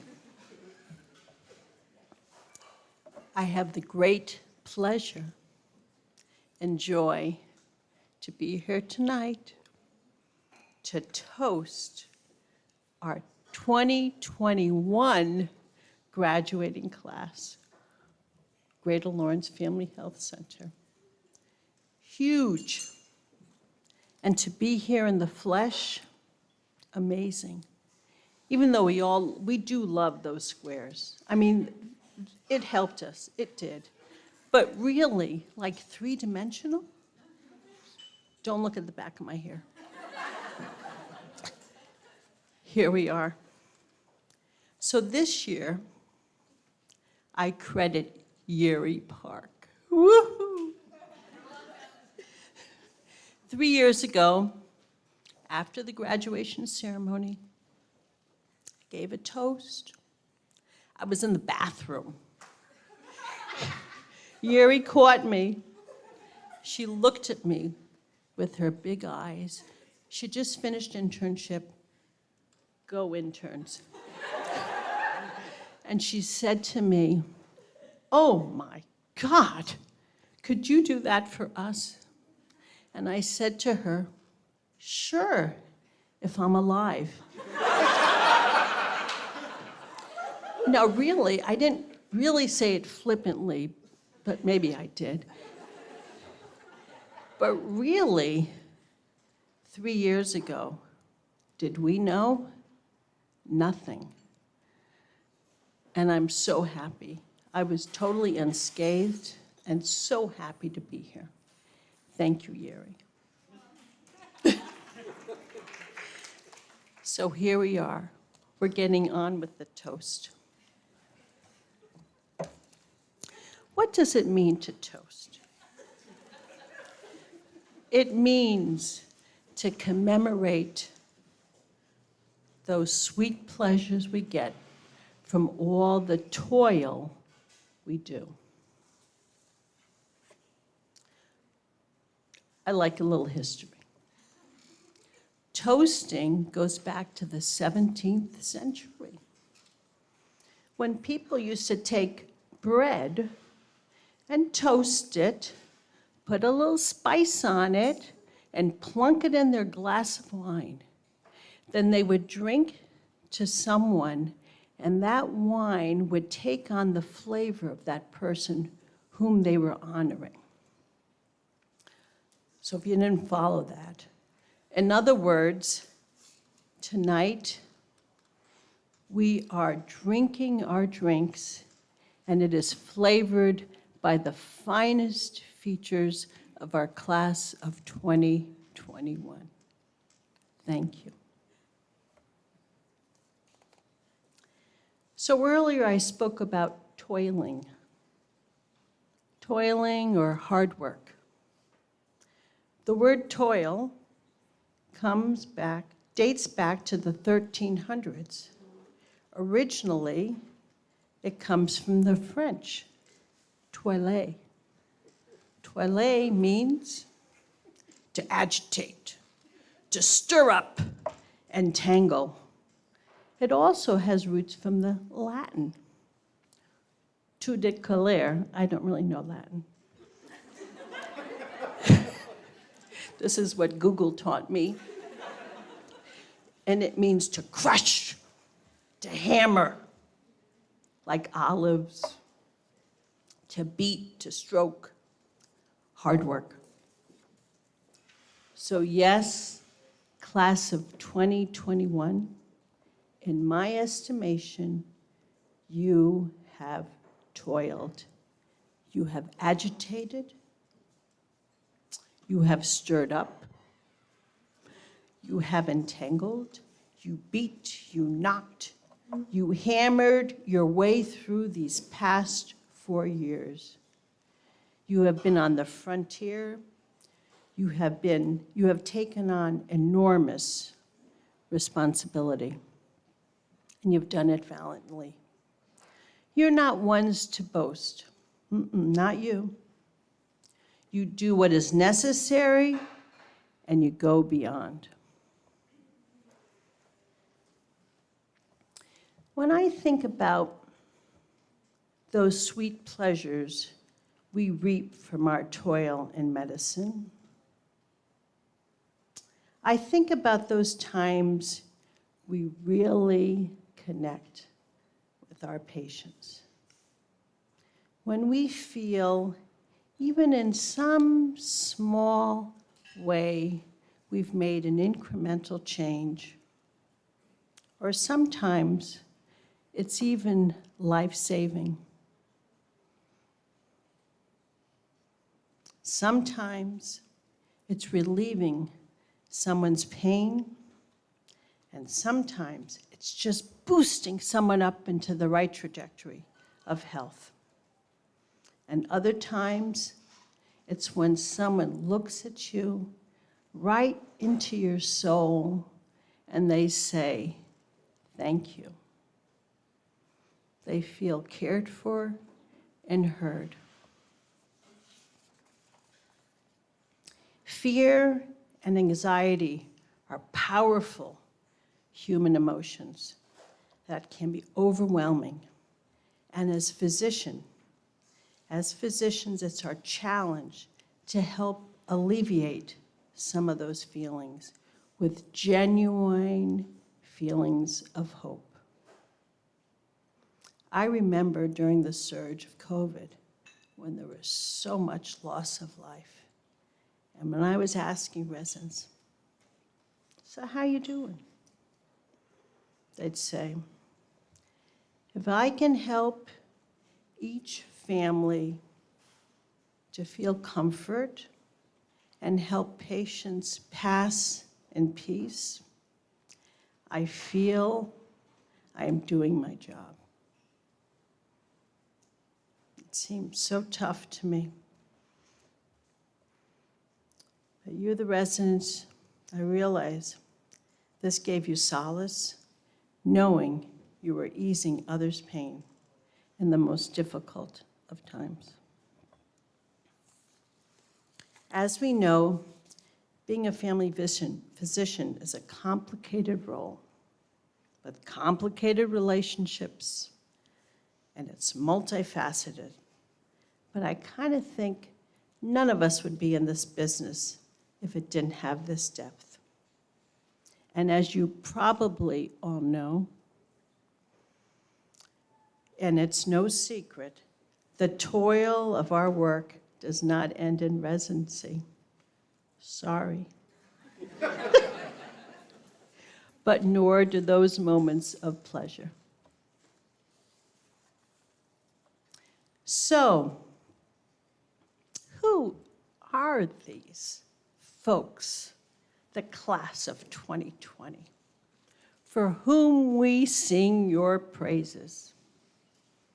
So, if I had to sum it up in one word, I'd say ballsy. Right. Never intimidated, always keeping your cool. Not afraid to question the status quo, not afraid to toil. Full of grit, one amazing group.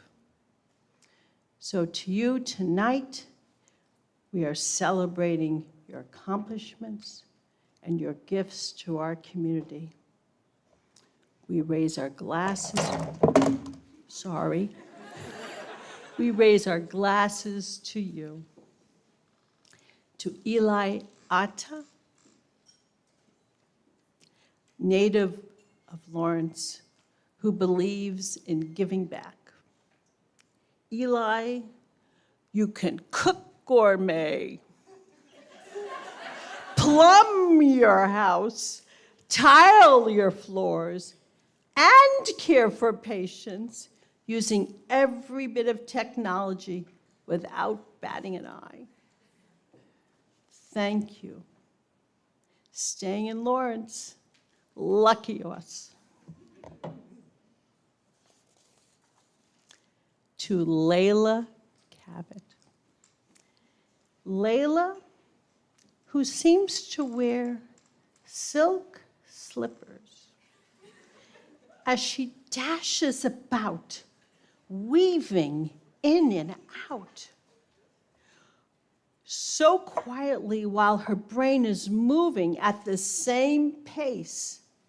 She comes up for a moment of air and she sips some green cola,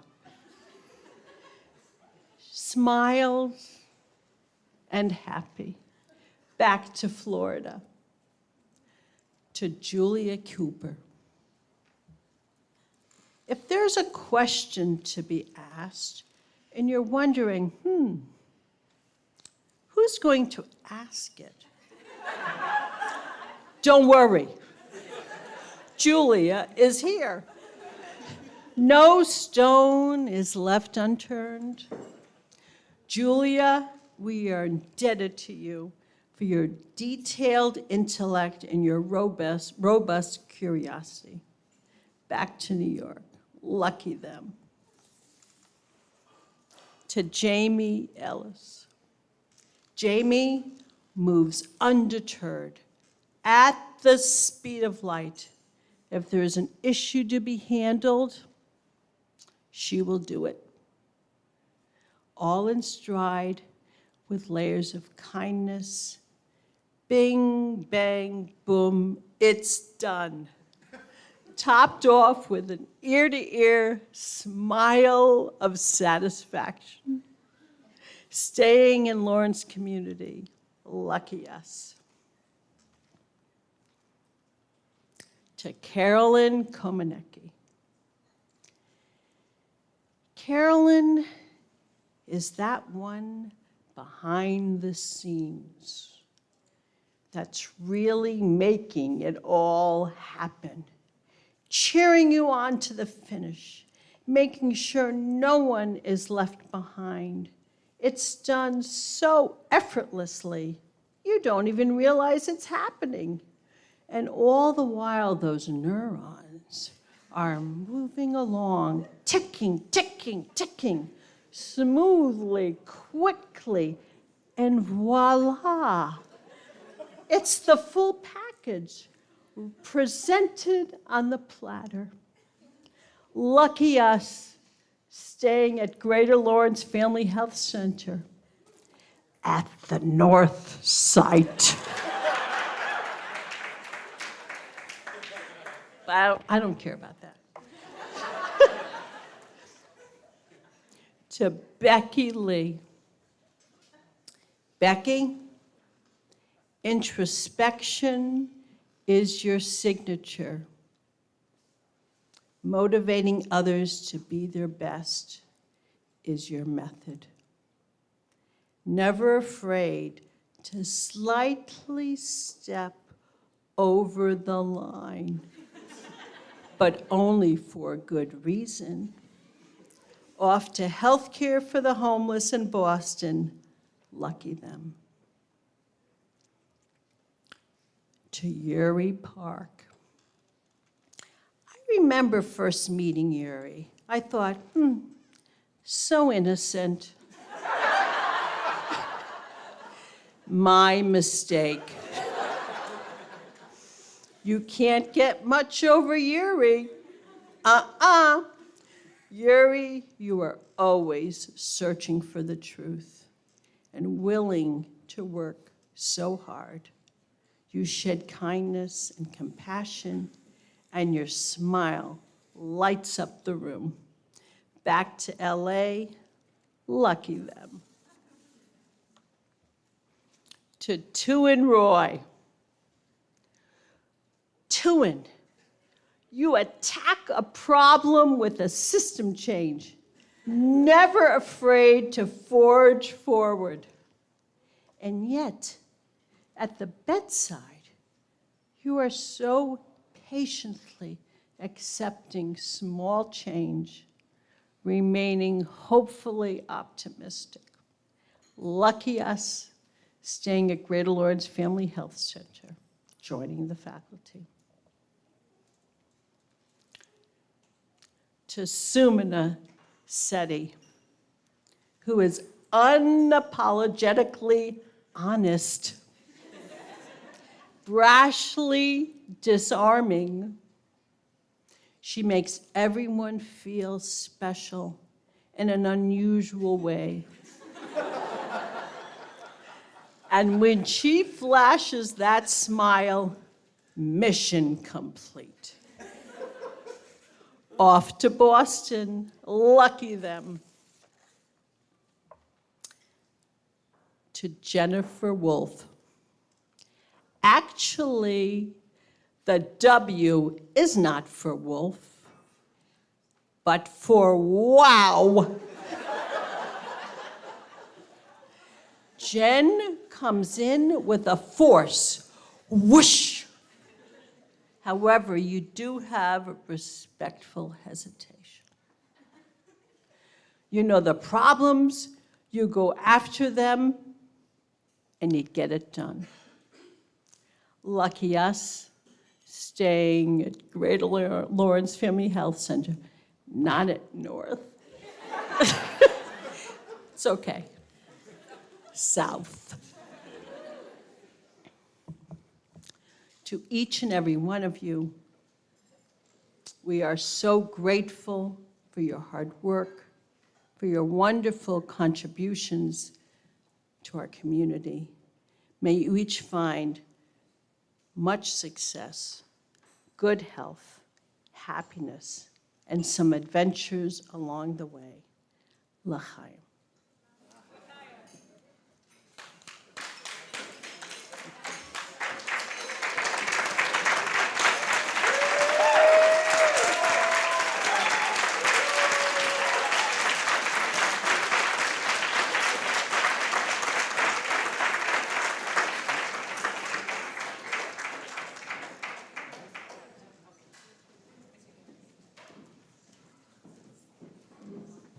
To close off our celebration, we've asked Dr. Waite to play a couple of tunes on his bagpipes. He's going to be playing them from the other side of the room because of how loud they are.